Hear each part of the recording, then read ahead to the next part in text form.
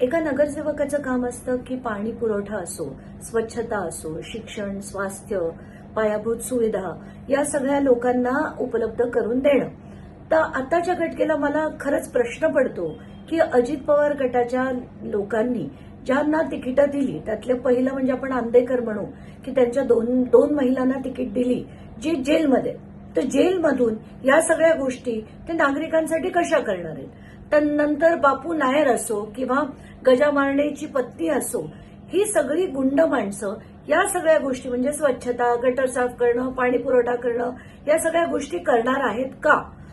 आता आपण अजित पवार गटच नाही तर भाजपनी सुद्धा आताच्या घटकेला ज्या चोरगेंच्या पत्नींना तिकीट दिलंय त्यांच्यावर खंडणी काय, गोळीबार काय, असंख्य असे जे गुंड प्रवृत्तीचे लोक आहेत अशा लोकांना आपण जर सांगितलं की तुम्ही पाणी पुरवठा करा, तुम्ही स्वच्छता ठेवा, पायाभूत सुविधा द्या, देणं शक्य तरी आहे का.